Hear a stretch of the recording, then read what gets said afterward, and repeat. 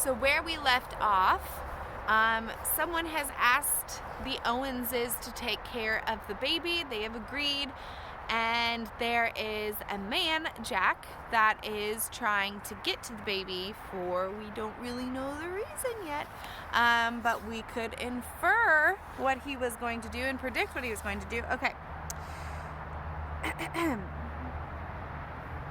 "Come to Mama," Mrs. Owen said.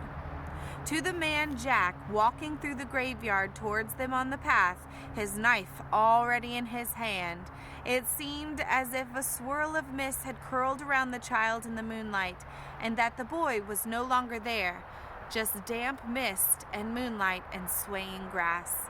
He blinked and sniffed the air. Something had happened. He had no idea what it was. He growled in the back of his throat like a beast of prey, angry and frustrated. "Hello?"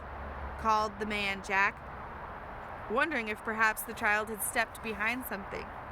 His voice was dark and rough, and there was an odd edge to it, as if of surprise or puzzlement at hearing himself speak. The graveyard kept its secrets. "Hello?"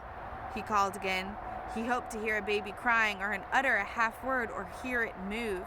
He did not expect what he actually heard, a voice, silky smooth, saying, "Can I help you?" The man Jack was tall. This man was taller. The man Jack wore dark clothes. This man's clothes were darker.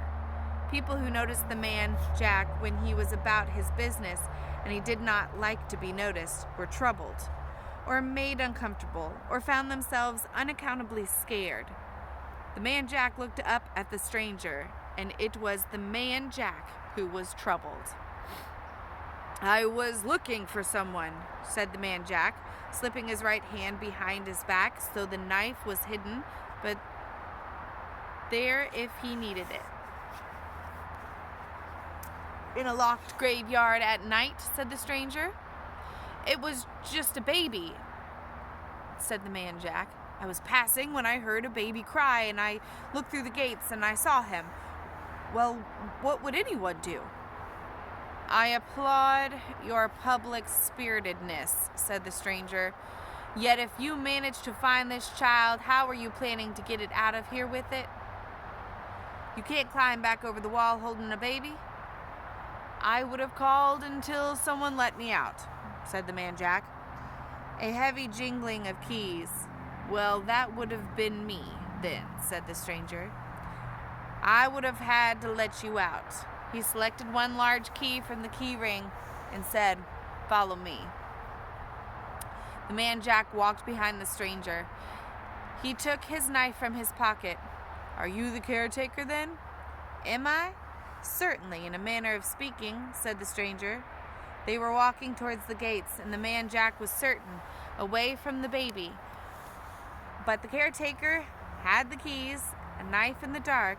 That's all it would take. And then he could search for the child all through the night if he needed to. He raised the knife. "If there was a baby," said the stranger without looking back, "it wouldn't have been in here in the graveyard. Perhaps you were mistaken. It's unlikely that a child would have come in here after all. Much more likely that you heard a night bird or saw a cat, perhaps a fox. They declared this place an official nature reserve, 30 years ago, around the time of the last funeral. Now think carefully and tell me you are certain it was a child that you saw." The man Jack thought. The stranger unlocked the side gate. "A fox," he said. "They make the most uncommon noises, but not unlike a person crying. No, your visit to this graveyard was a misstep.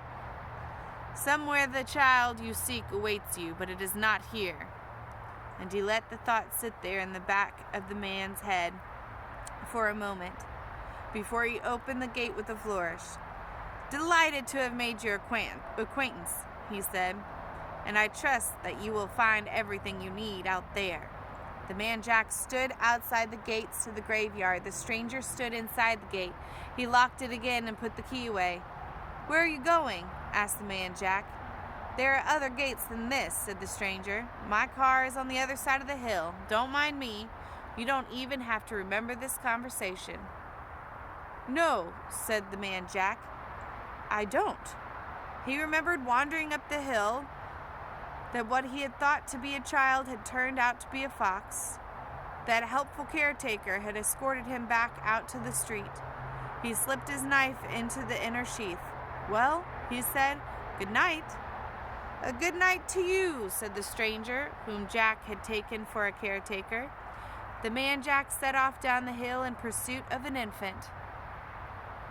From the shadows, the stranger watched Jack until he was out of sight. Then he moved through the night, up, into the flat place below the brow of the hill, a place dominated by obelisks and the flat stones set in the ground dedicated to the memory of Hosea Worthington, local brewer, politician, and later baronet, who had, almost 300 years before, bought the old cemetery and the land around it, and given it to the city in perpetuity. He had reserved for himself the best location on the hill, a natural amphitheater, with a view of the whole city and beyond, and had ensured that the graveyard endured as a graveyard, for which the inhabitants of the graveyard were grateful, although never quite as grateful as Hosea Worthington Bart felt they should have been. What do you think just happened? Have you figured it all out yet? Good luck.